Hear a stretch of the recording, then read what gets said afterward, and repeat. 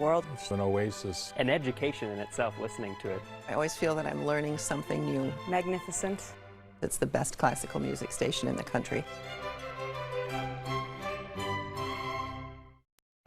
Programming on WTTW is made possible in part by viewers like you and by the following. Okay. Can you get this? I don't have my wallet. Oh, really? It's funny how that always happens. Yeah, it's funny. With BMO Harris, you don't need your wallet. You can get money from any BMO ATM using your phone. Uh-oh, looks like someone can buy their own tacos. Okay. You could also pay them back with Zelle. So many ways for you to pay. Yeah, you know what? I'm not hungry. I'll just have some of yours. Order for BMO. Ooh, tacos, banking. Some things are made to be mobile. That feeling you get when your phone is your wallet. That's the BMO effect. The Illinois Secretary of State's office now requires appointments at select driver services facilities. To schedule an appointment for driver's licenses or ID cards, visit cyberdriveillinois.com. Check the website as the list of facilities statewide will continue to expand. Also, people can call the reservation helpline at 844-817-4649 for help in scheduling an appointment. Save time by scheduling your appointment today.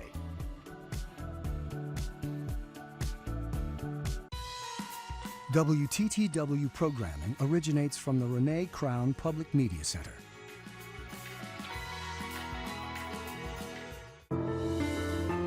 I'll never tell a lie.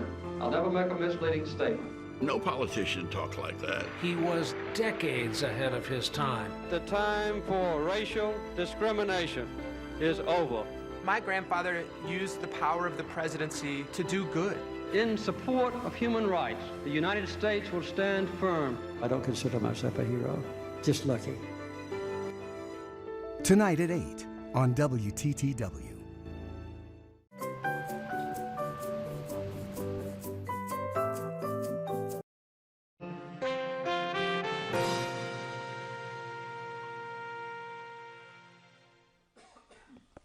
Good evening and welcome to Chicago Tonight. I'm Paris Schutz. And I'm Brandis Friedman. On the show tonight. This city, this neighborhood, it courses through my veins.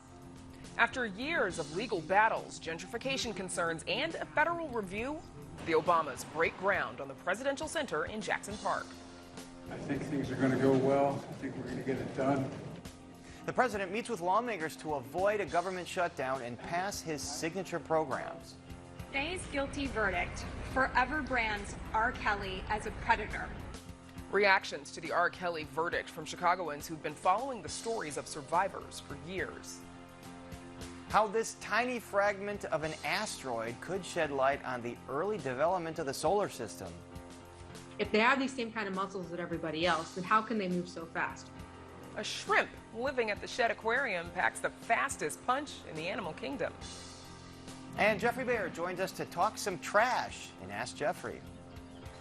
But first, some of today's top stories. Illinois U.S. Senator Tammy Duckworth says she'll introduce a bill to establish an Afghan War Study Commission. Duckworth was one of several senators grilling top military leaders today on the chaotic exit from Afghanistan.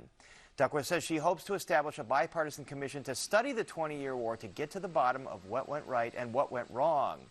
Now, Defense Secretary Lloyd Austin appeared today under oath before the Senate Armed Services Committee, along with Joint Chiefs Chairman Mark Milley and General Frank McKenzie, the head of U.S. Central Command.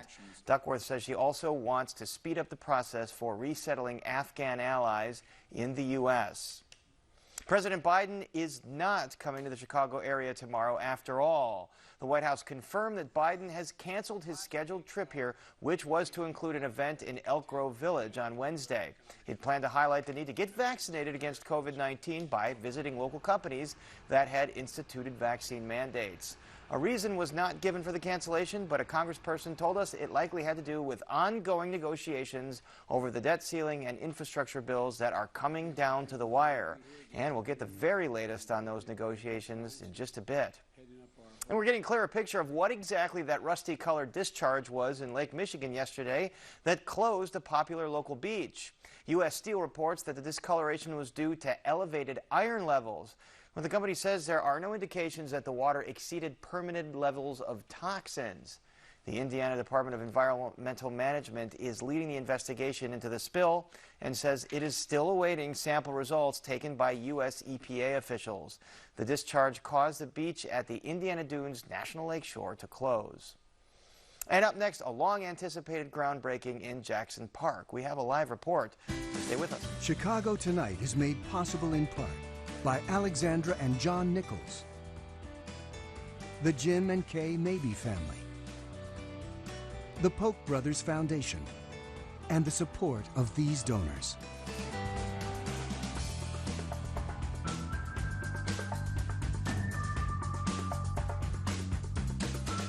The Obama Presidential Center is a bit closer to reality today. That's after the former First Family, Barack and Michelle Obama, returned to Chicago to break ground on the center in Jackson Park. The move comes after years of legal battles, gentrification concerns, and a federal review. Our Amanda Venneke was there for the groundbreaking and joins us now from Jackson Park. Amanda, set that scene for us. Yeah, Brandis, I'm actually just outside Jackson Park, outside of the closed gate, beyond which will be the future Barack Obama Presidential Center. And I'm guessing is going to be a while before members of the public are going to be able to get past that fencing. In fact, members of the public weren't there today. It was a small audience of dignitaries and media. What we saw really at this point, a whole lot of dirt, bulldozers, and other construction equipment, because while today was the official groundbreaking, there's clearly been a whole lot of work going on in the site since the Obama Foundation officially took it over some 19 acres of Jackson Park's 550 acres in mid-August. During his remarks, former President Barack Obama talked about why he chose this particular place for the monument to his legacy. It's close to where Michelle grew up, where I started my political career. It is surrounded by vibrant neighborhoods and a community where we believe we can help make a difference. And Jackson Park also happens to hold a special place in my heart because it was literally my entryway into Chicago. Within a couple miles radius of here, he says, is where he and Michelle held their wedding reception at the South Shore Cultural Center, where their daughters were born in a nearby hospital, where he and the former First Lady bought their first home. Chicago is where I found the purpose I'd been seeking. It's where I finally put my ideas about democracy and activism and social change to the test.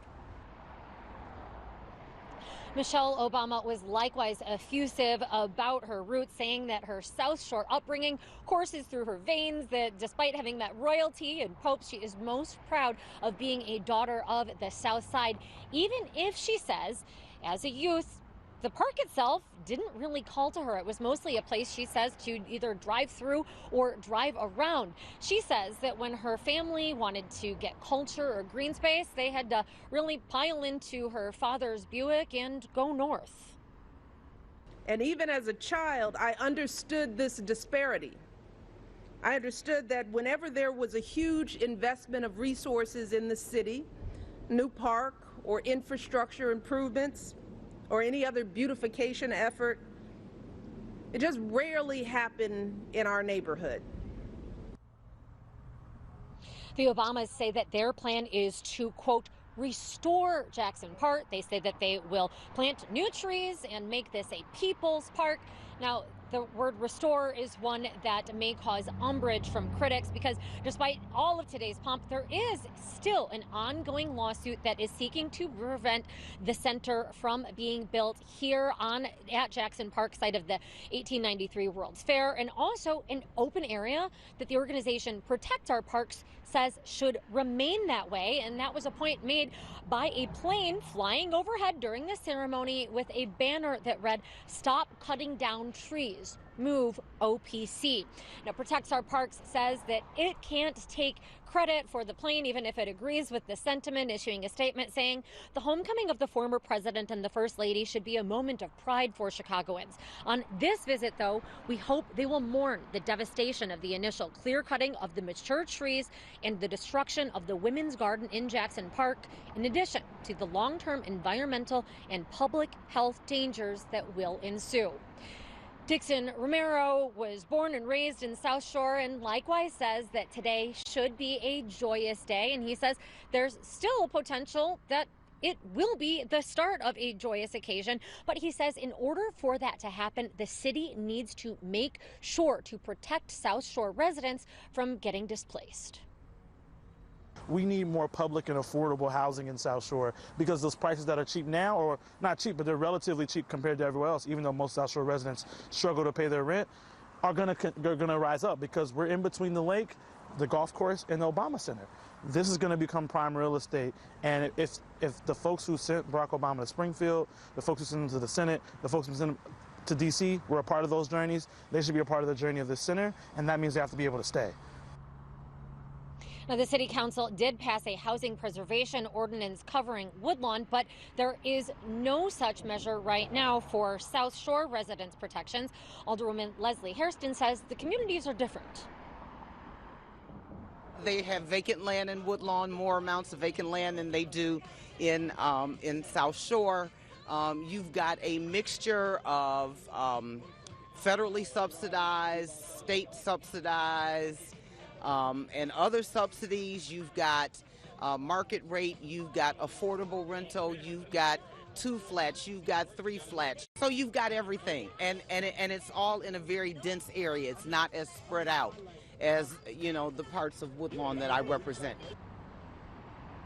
She says, however, that there should be news coming soon about South Shore. Now, I did talk with other Chicagoans, some of whom were bothered that the Obamas kept today's events small and cordoned off rather than participation from the community.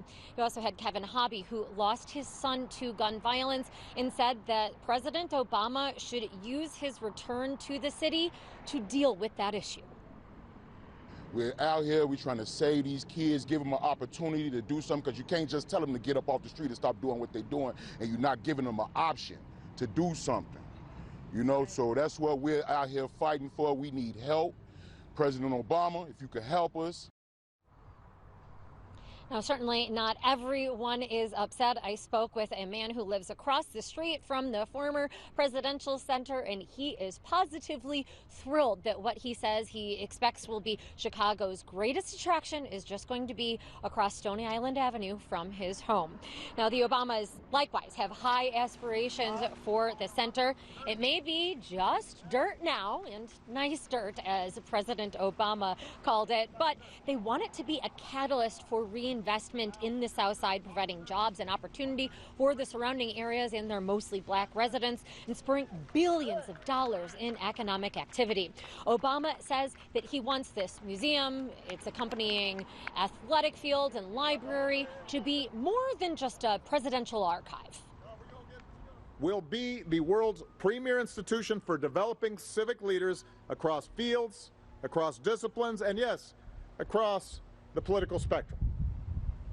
A forum for those who want to strengthen democratic ideals and foster active citizenship. A campus right here on the South Side where we hope to convene, support, and empower the next generation of leaders.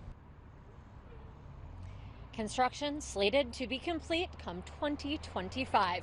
With that, Brandis, back to you. 2025, Amanda. We'll see you then. Thank you. And now to Paris, and local members of Congress on the clock that's ticking towards a government shutdown. Paris. Thanks, Brandis. It's crunch time in Washington, D.C. as lawmakers try to avoid defaulting on American debt by lifting the debt ceiling, and they also try to avert a government shutdown. There's also a vote on the hard infrastructure bill to improve roads and bridges, which already passed in the Senate, and then negotiating the human infrastructure Build Back Better bill with its steep price tag of $3.5 trillion over multiple years. And joining us now to talk about this momentous week ahead are Congresswoman Cheri Bustos, a Democrat from East Moline, and Congressman Brad Schneider, a Democrat from Deerfield. We invited all the Republicans in Illinois' congressional delegation, and none accepted our invitation tonight. But we do appreciate you joining us. And first, let's start with that debt ceiling vote. Yesterday, Senate GOP filibustered and killed the bill to raise the debt ceiling to pay for all the past spending. They say the Democrats have the majority, so it's up to them to do it. And today, Treasury Secretary Secretary Janet Yellen said the country will run out of flexibility to avoid breaching the debt limit on October 18th. Here is reaction on both sides of the aisle. The Republican Party has now become the party of default, the party that says America doesn't pay its debts. Democrats must take responsibility and address the debt limit themselves. With total control of the government, they have the ability to do that. Congresswoman Bustos, this debt ceiling bill is causing a lot of anxiety, not just in government, but in the private sector. Will Democrats have the votes to go it alone to raise it? Well, it looks like we're going to have the votes to go it alone because we're not going to get any cooperation from across the aisle. You know, look, I come from a congressional district that's in downstate Illinois. We have 7,000 square miles, 150 towns altogether. This district I represent voted for Donald Trump twice. So I understand people at the grassroots level wanting us to work together. And the fact that this would be the first time in history that you've got a party saying, go it alone, we are going to offer you no help.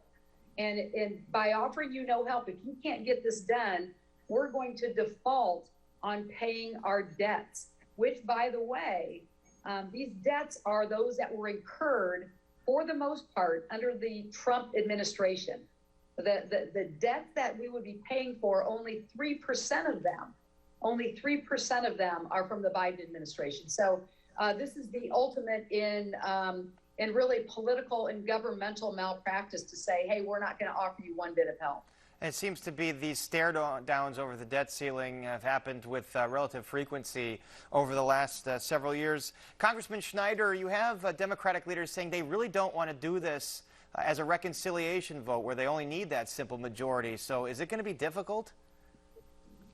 Well, I'm not sure whether it's a matter of difficult, it's a matter of responsible. And as Secretary Bustos just said, this is the first time in history that we haven't come together as a government, Democrats and Republicans, to pay our bills. And it's not future bills. These are things we've already, as a Congress, as a government, spent, and that we need to pay them. But it would also be, if we don't do this, it's the first time in history that the United States will have defaulted on its debt. This is not something that a global leader of the United States of America does. This is something that third world countries or failing governments do. We need to pay these bills. We need to do it in a responsible way. My hope is that we can find a way to convince the Republicans to join us in doing that. Short of that, we need to find a pathway that we passed it in the House. We had the votes. We passed it last week in the House to raise the debt. And in the Senate, they need to find a way to do it working around the filibuster. And then that's where that stands. Now, Congresswoman Sherry Bustos, again, the government has 3 weeks to figure this out. The Senate has about 3 weeks to figure this out, or else the U.S. defaults. What does that look like in practical terms for United States citizens? Well, it would take somewhere along the lines of trillions of dollars out of household incomes. Not to mention what you're going to see happen out of Wall Street. This has never happened in the history of our nation. And I actually, Paris, don't even really want to go down that path to do the speculation, because this is really like a non-negotiable as far as getting the job done here. We've got to figure out a path. I would hope that our friends across the aisle would be willing participants in this. But there's literally, there's not a fix for this other than to make sure that we get this right. And you know, what's more immediate, you almost have to look at, so what's right in front of our face right now and what's a little bit down the line. What's right in front of our face right now is that the end of this fiscal year is on Thursday. And so we've got to make sure that we also focus on keeping the government open and functional. And so we've got that knocking on our doors. We've got the, you know, the default if we don't get that figured out.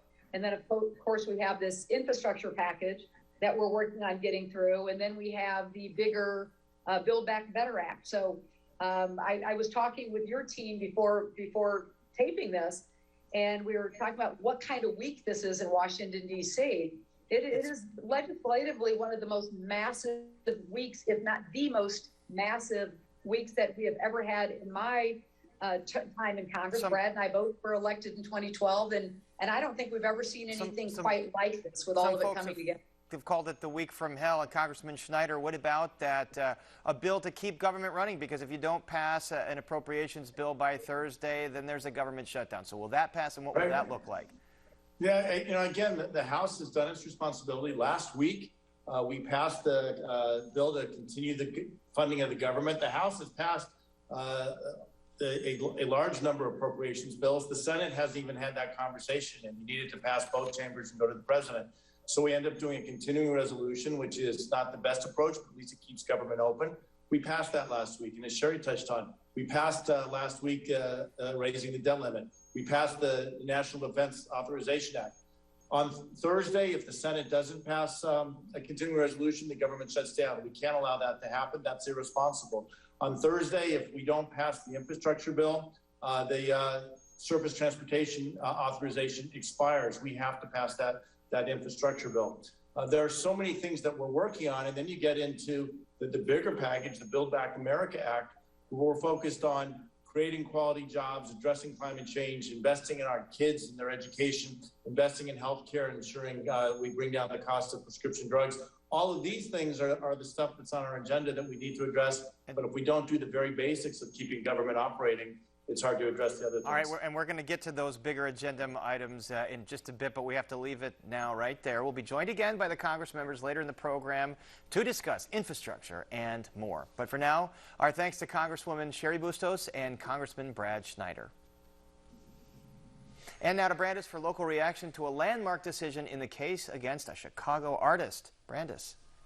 In Paris, it took just under 2 days for a jury of 7 men and 5 women to declare R&B singer R. Kelly guilty on all the charges he was facing in a federal courtroom in Brooklyn.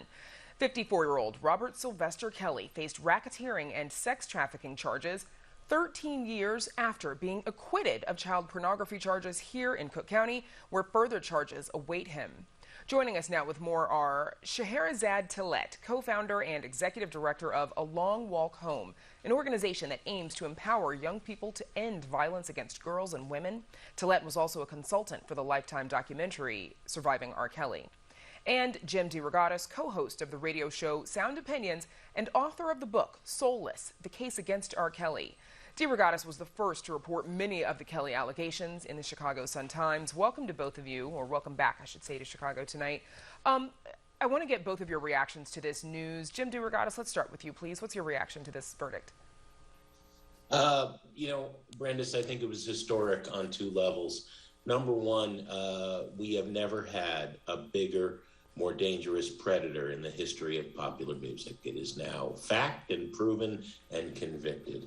Number 2, this was the first significant prosecution of a predator that focused almost exclusively on Black women.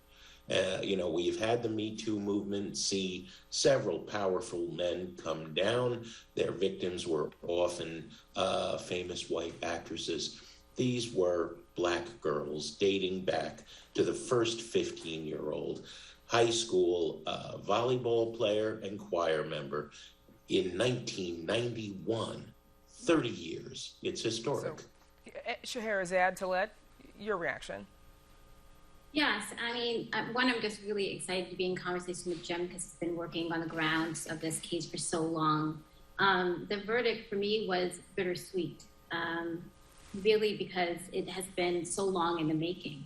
And I really think about what justice has looked like, or what justice should look like. And this is one part of it. But really what we need to examine is why so long? Why this wait for Black women and girls? And how many systems have really failed these girls and women and sexual assault survivors? All of these systems, whether it's the criminal justice system, or whether it's the school systems, or whether it's the media or the music industry, need to really examine how they have failed Black women and girls in this moment and how they've failed sexual assault survivors and need to reform them. Jim, you followed up with one of the families, John, Jalen, and Tim Savage, who believed that their daughter was abused by Kelly. What was their reaction?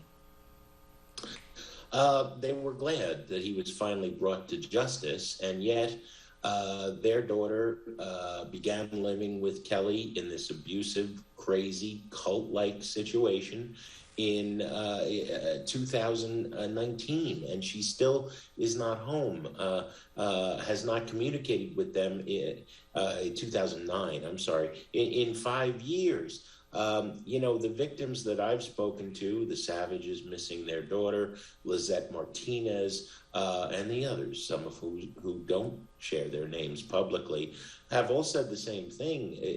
It's satisfying to see him face repercussions, but this is too little too late for them personally. And Jacqueline M. Kasula, she's the acting United States Attorney for the Eastern District of New York. Yesterday, she spoke about survivors when announcing that verdict. This conviction would not have been possible without the bravery and resilience of R. Kelly's victims. I applaud their courage in revealing in open court the painful, intimate, and horrific details of their lives with him. Scheherazade, what do you hope survivors can gain from this? This work is really deeply personal. I work with Black girls and women at the Center and sexual assault survivors, and I could only hope that they feel like their stories will be believed and that they will find some healing. Jim, you've been reporting on this for decades. What does it say? What do you think it says about the system that it took this long for charges against Kelly to stick? Brandis, I can only amplify what the 48 women who've been victimized by this man, who I've talked to in my reporting, say. Universally, we don't matter. We're Black girls. Nobody has cared about Black girls. I think that's at the core of this. I think Chicago has a reckoning coming. As Scheherazade said, the schools, the churches, the courts failed. And the heart of this second federal case in the Northern District of Illinois is how justice was corrupted in 2008 through bribery and witness intimidation. And, Judge Vincent Gaughn, I wonder how he felt yesterday when he heard that verdict. 30 years laid out methodically in a 6-week case by the prosecution, and he allowed no additional evidence to be brought in 2008. He has a lot of victims on his head when this should have stopped in 2008. It should have stopped with Aaliyah in 1994. And I know you have some more questions about that case in particular, and I'm sure we'll keep an eye on those future court cases as they're happening. But Scheherazade, how can we better protect Black women and girls against this kind of violence? I think it's really important, particularly that this case next comes to Chicago and Illinois, that we examine how will we stand up for Black girls? How will we believe Black girls? How will we say that when Black girls go missing, that they deserve attention, that we need to find them and crusade around them? This should be a call for an action to everyone, because everyone has allowed this system to fail these victims. Okay, that's where we'll have to leave it. Thanks to the both of you for joining us on this case, Scheherazade Tillett and Jim DeRogatis. And there's more Chicago Tonight just ahead, so stick around. Spend Saturday evening with the Voices of Chicago. Latino voices at 6 and Black voices at 6:30. See you on Saturdays.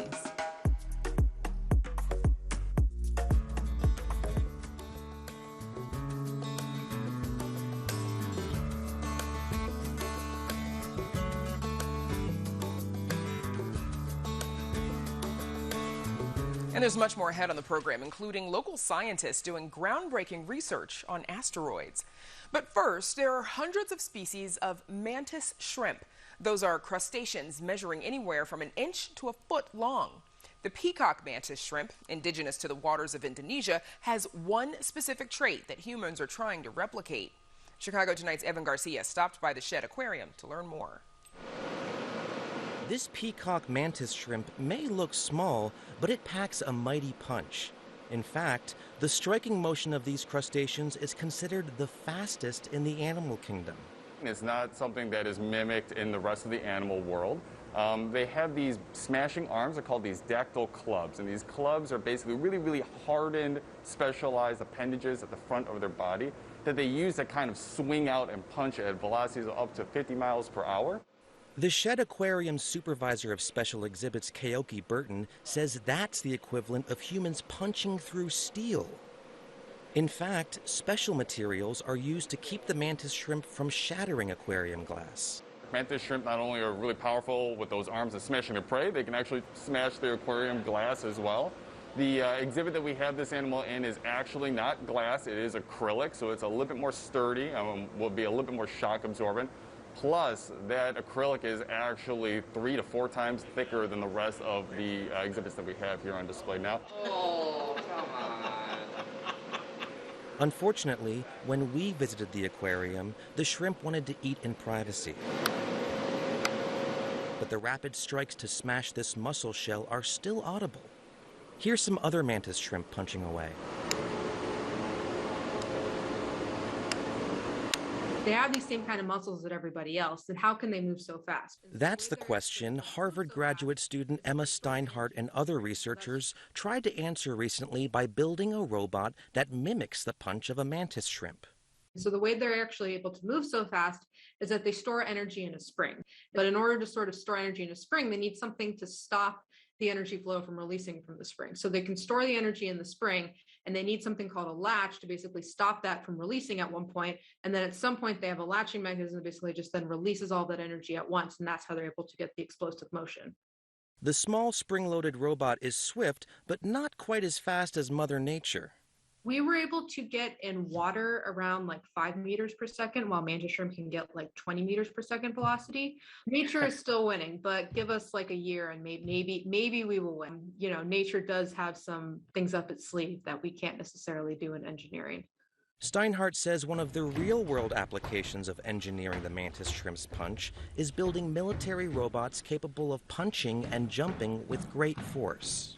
A lot of times, you know, biology does have a lot of really good insight because it's had thousands of years to basically try and figure out how to do these things. And so as engineers, you know, we can be able to create things that we may not be able to come up with just, you know, on a whim ourselves by actually looking at biology. For Chicago Tonight, I'm Evan Garcia. Pretty colorful. You may have noticed the mantis shrimp's unusual eyes. Its eyes have 12 to 16 different types of photoreceptor cells. That's at least 4 times more than humans, which means mantis shrimp are capable of seeing far more colors and types of light than we are.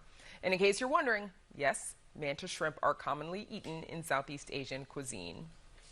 Still to come on Chicago Tonight, could the bill to fund railways, roads, and bridges pass Congress this week with a possible government shutdown and debt fault looming?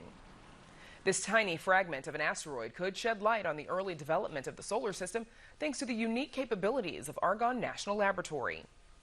And Geoffrey Baer on why Chicago said good riddance to some bad rubbish boxes in tonight's Ask Geoffrey. But first, some more of today's top stories. The Illinois State Police says it's making progress at revoking firearm owner ID cards, or FOID cards, in the wake of the 2019 mass shooting in Aurora. The department says since then it's conducted more than 450 firearm enforcement details, forcing more than 1,300 people who'd been prohibited from having weapons to comply with the law, and disposing of more than 10,000 firearms. ISP also says it experienced an unprecedented surge in FOID and concealed carry applications in 2020, as many as 143,000 applications for FOID cards alone in October last year. Parents at Jensen Elementary School on the west side are calling on CPS to close the school after the deaths of 2 parents from COVID-19. The Chicago Teachers Union says it's been calling on the district to implement better testing, contact tracing, and on-site vaccination services for Jensen and other schools. And then none of those things happens.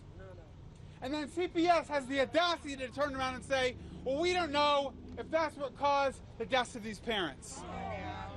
Well, they can't say that it wasn't. The Jensen Local School Council says 11 out of 17 Jensen classrooms are currently quarantining after 8 positive cases and more than 200 close contacts were identified, the most of any single school in the district. But Chicago Department of Health Public Health Commissioner Dr. Allison Arwady says her office has no evidence that COVID mitigation protocols in place at Jensen weren't being followed, and that efforts to improve contact tracing are underway at the school. Historians, activists, scientists, and filmmakers are among this year's class of MacArthur Fellows, better known as Genius Grant recipients. Among them is University of Chicago film professor Jacqueline Stewart, who created the South Side Home Movie Project, which builds an archive of family life on Chicago's South Side from the mid-20th century. There was a kind of mutual relationship that I think has been underexplored, the ways that Blackness influenced the development of cinema as a medium, and the way that cinema played an important role in the development of Black identity. The recipients will all receive a $625,000 grant, include author Ibram X. Kendi, who wrote the book How to Be an Anti-Racist. COVID-19 shows up in the work of at least 4 of this year's MacArthur Fellows, as does work on racism and civil rights. And now to Paris and more from local members of Congress. Paris. Thanks, Brandis. Earlier in the program, we discussed averting a government shutdown and defaulting on government debt. And now we're joined again by Congresswoman Cheri Bustos and Congressman Brad Schneider. Again, we invited all the Republicans in Illinois' congressional delegation, and none accepted our invitation tonight. And let's talk about those infrastructure pieces. House Democrats held a caucus last night. Here's what House Speaker Nancy Pelosi said as she left.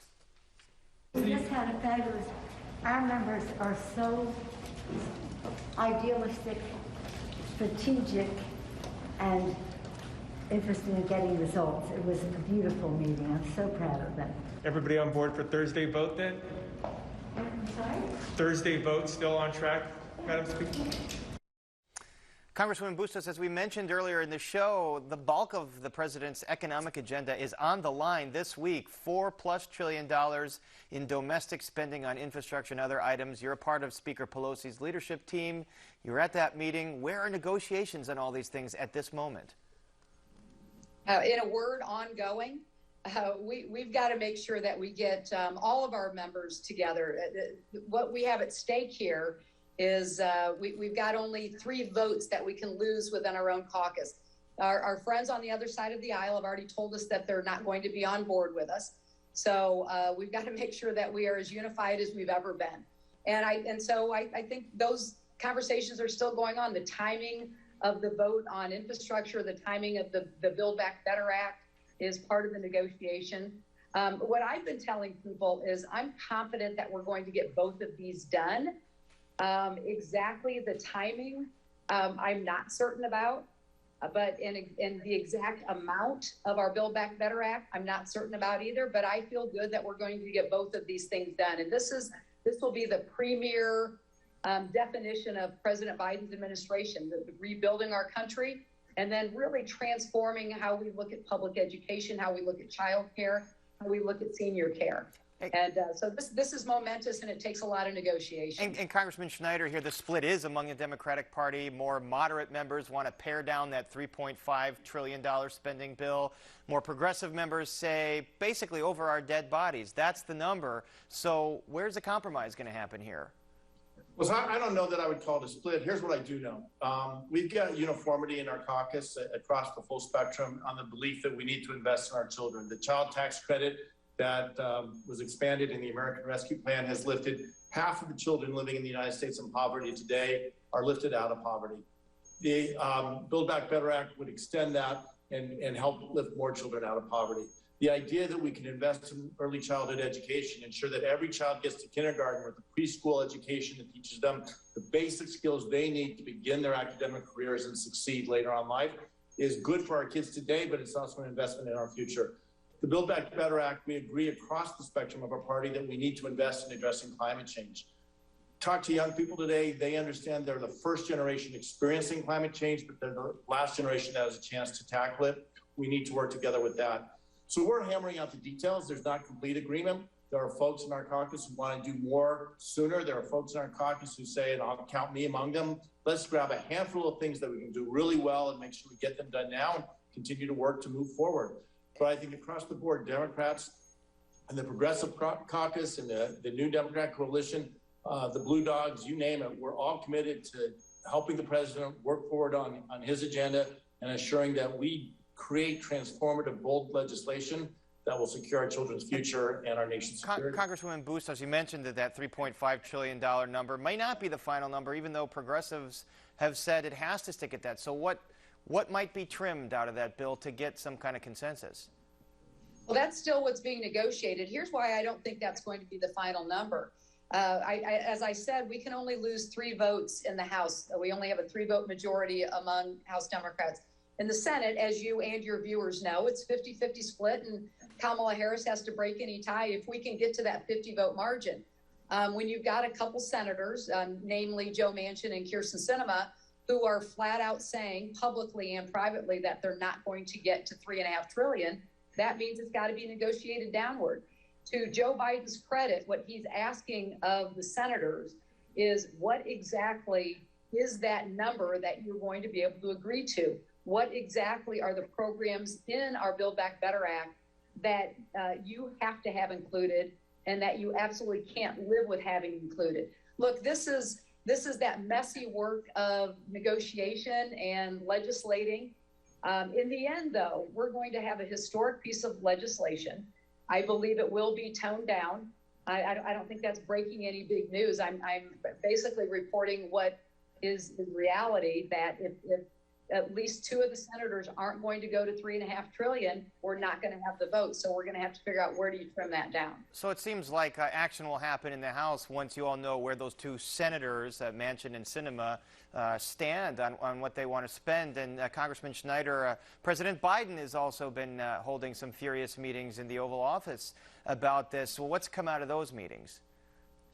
Well, what we know coming out of those meetings is there's, again, broad agreement that we need to take action, that we will pass an infrastructure bill, that we will pass a form of the Build Back Better Act, as Sherry said.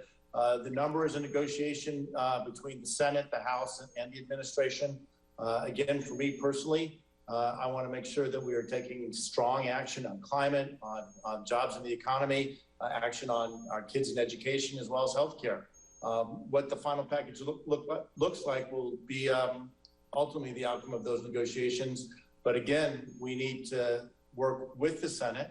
We need to know what their parameters are. We've already set our priorities in the House, and if we can get from the Senate, the House has done its markup. We've done our work in our committees. We need the same from the Senate, and then we can sit down at the table and find that common ground. Congresswoman Bustos, will this final bill be paid for with new taxes? I know that that's something being negotiated as well. So will it be a bill that adds to the deficit or not? And what might those taxes look like?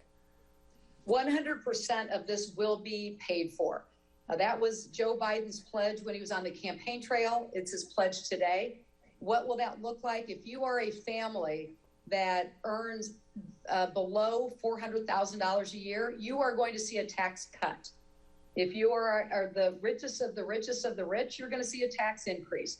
If you are a big corporation that has somehow managed to pay a real federal tax amount of 0%, you're going to be paying more, which is only right. So we're not going to get back to that corporate tax rate that is where it was before the tax cuts in the previous administration, but the corporate tax rate will go up. But if you're only if you're the richest of the rich are you going to see a tax increase. And Paris, where I come from, we're a family of 4, where the median pay is $50,000. There's not too many families in downstate Illinois that are going to see any kind of increase. In fact, most will see a decrease in their tax bill. All right, a lot to keep our eyes on, and this is changing by the minute, so we thank you both for joining us here. Our thanks to Representatives Sherry Bustos and Brad Schneider. Thanks, Paris. And up next, research on an asteroid that could shed light on the early development of the solar system, so stay with us for that.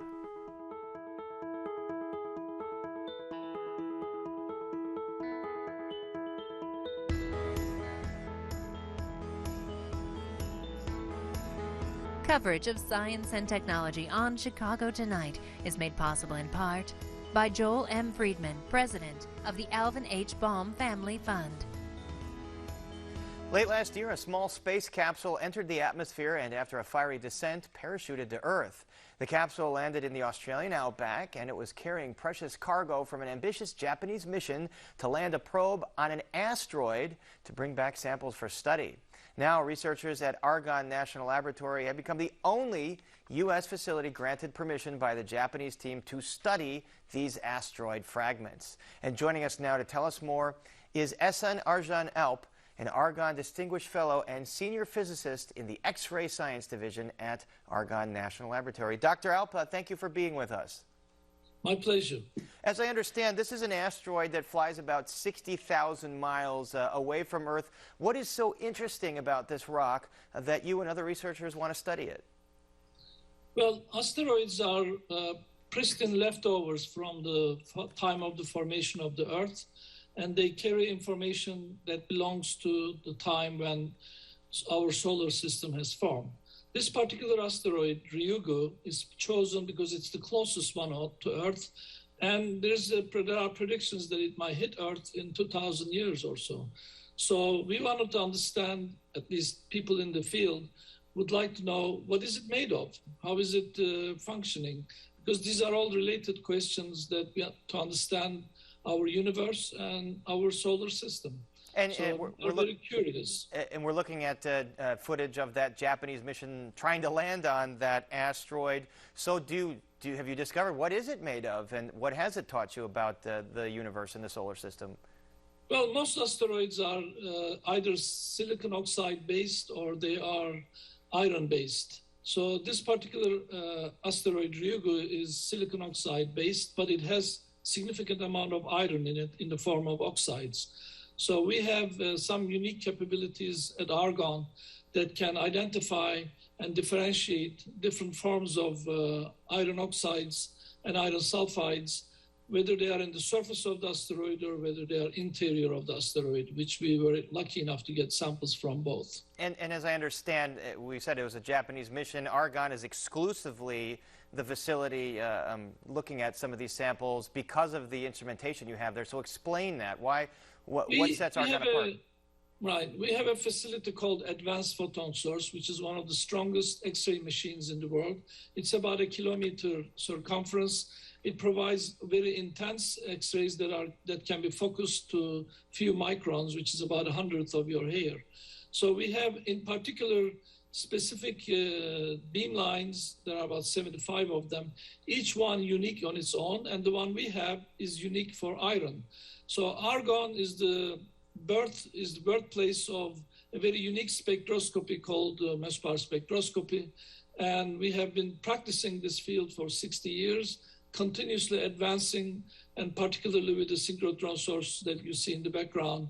So we have qualified for this mission by working with our Japanese and French colleagues in the last 2 years and preparing ourselves, practicing ourselves to qualify for these samples. And it's good that Argonne has that capability because, as I understand, the fragment you're looking at is tiny. What are you able to determine from such a small fragment? Well, we hope to determine the nature of each mineral in there and what were the conditions under which these minerals formed. We can tell quite a bit about isotope fractionation in these samples, how the different isotope ratios work, and also what kind of minerals they are and whether they had leftovers from aluminum to manganese transitions and so on. So there is plenty of work to do when you get pristine samples like this, which have never seen Earth's atmosphere. And you mentioned this is an asteroid or a series of asteroids that could, in a few thousand years, crash into Earth. Are you able to learn anything about whether or not any asteroids at any period of time might be a threat to actually come into Earth's atmosphere? Well, there are very good models that has actually predicted the path of these asteroids that are near Earth asteroids, and Ryugu is one of the closest ones. So that's not my area of research, but certainly the information we provide goes into a big box, and then people have a better ways of predicting what the asteroid will do.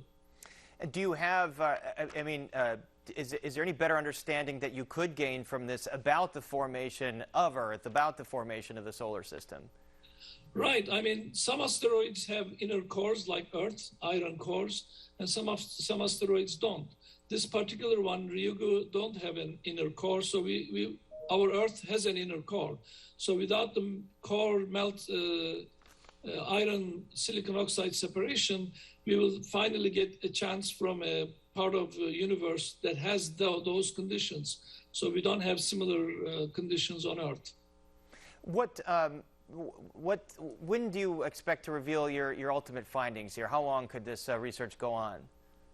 Oh, this research has been going on for quite a while. The Hayabusa mission had probes that were working without going onto the surface, like infrared probes and so on. So we knew quite a bit about the Ryugu before even the sample lander landed.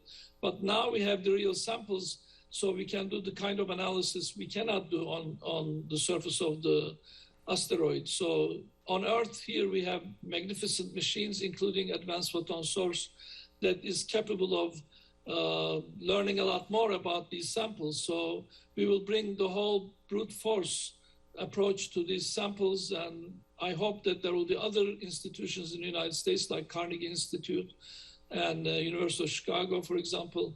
They will bring their own strength. But we were quick in preparing our facilities, and we requested the samples on time, and we were lucky to get them first.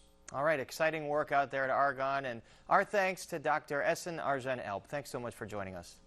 You're welcome. And up next, sanitation history that's right up Geoffrey Baer's alley in an encore presentation of Ask Geoffrey. Ask Geoffrey on WTTW is made possible in part by Binny's Beverage Depot. Since 1948, Binny's has remained local, family-owned, and dedicated to helping you celebrate the best times in your life.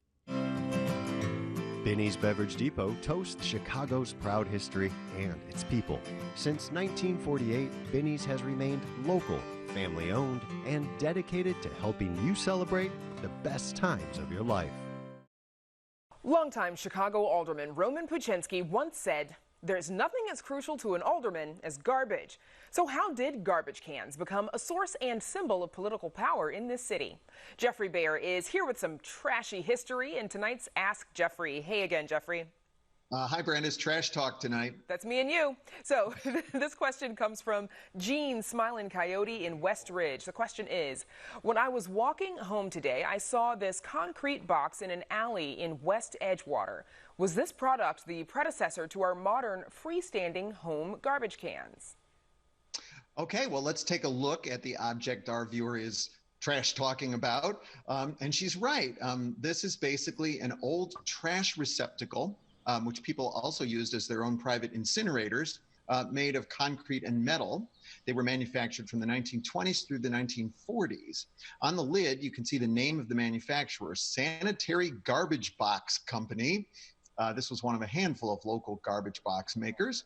Residents would throw their trash in the top opening, and they could burn it in there. And then sanitation workers would shovel out the ashes or the unburned trash through a second opening near the bottom on the alley side.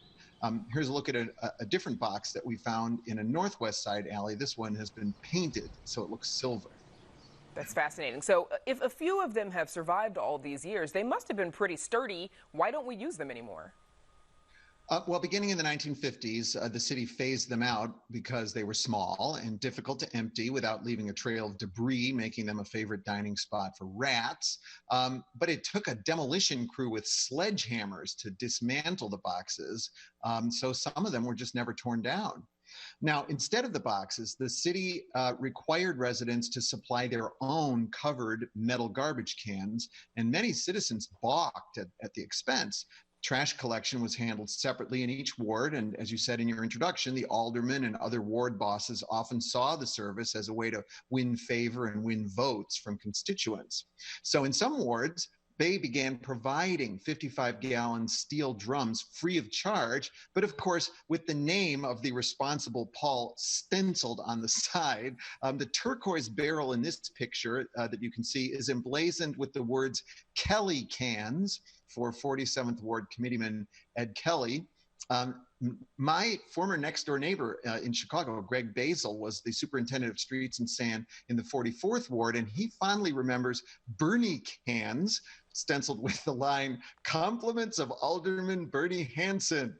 Other barrels carried the name of the 43rd Ward Superintendent Pete Chivarelli, who, by the way, also owned Demon Dogs and managed the rock band Chicago, a trifecta of Chicago cred.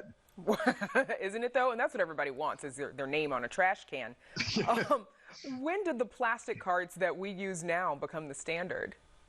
Those began appearing during Harold Washington's administration in 1985.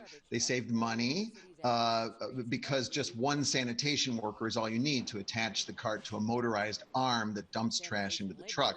Now, 47th Ward Alderman Gene Schulter was an early adopter of these because the carts replaced the Kelly cans of his rival, Ed Kelly. Okay, so the trash has been picked up. Then what has Chicago done with it? Well, the options have traditionally been you either burn it or you dump it.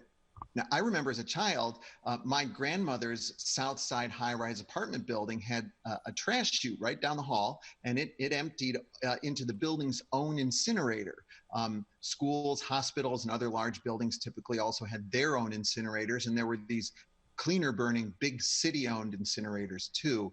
But by the 1980s, the trash had more plastics and consumer electronics and toxic chemicals, which created air pollution worries, and that ended incineration. The last municipal incinerator closed in 1996. And of course, that leaves us with the dumping option. Yes, and many places in the city, Brandis, are literally built on trash. Decades of dumping thousands of tons of trash daily into landfills literally changed the topography of Chicago, creating mountains up to 17 stories high in some places and filling up quarries and clay pits that had been used for brick making. Of course, no one wanted landfills in their neighborhoods for obvious reasons. We found this picture of an area around 47th Street and Damon Avenue when it was a dump in 1906, to give you an idea. And eventually all the dumps were filled up anyway. Today, there are no active landfills within city limits, and Chicago's non-recyclable trash ends up about 100 miles away in one of 4 landfills, 2 of them in Illinois and 2 in Indiana. But that waste doesn't go entirely to waste. The gas created as the trash decomposes is captured and sent to gas-to-energy plants, which then sells it to utility companies. And also a good reminder to reduce, reuse, and recycle, Geoffrey. Absolutely, yes. All right. Always good talking trash with you. Thanks, Geoffrey. Thanks, Brandis. And you can find more on this and other Ask Geoffrey questions on our website. And while you're there, be sure to toss in your own questions about Chicago to Geoffrey Baer. And we're back to wrap things up right after this. Chicago Tonight is made possible in part by Alexandra and John Nichols, the Jim and Kay Mabey family, the Polk Brothers Foundation, and the support of these donors.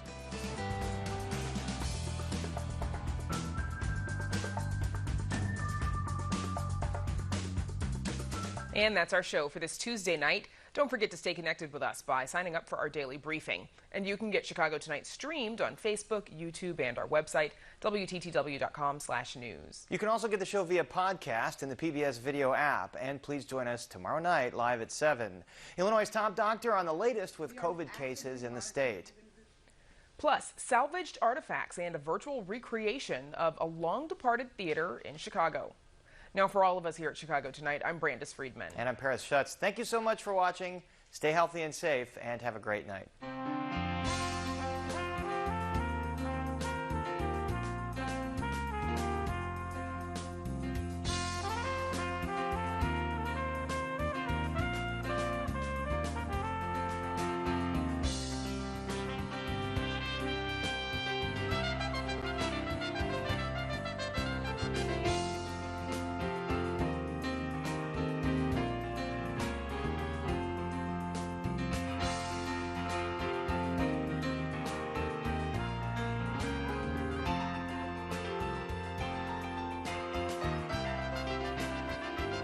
Closed captioning is made possible by Robert A. Clifford and Clifford Law Offices, a Chicago personal injury and wrongful death firm that's proud to serve its community through pro bono legal services.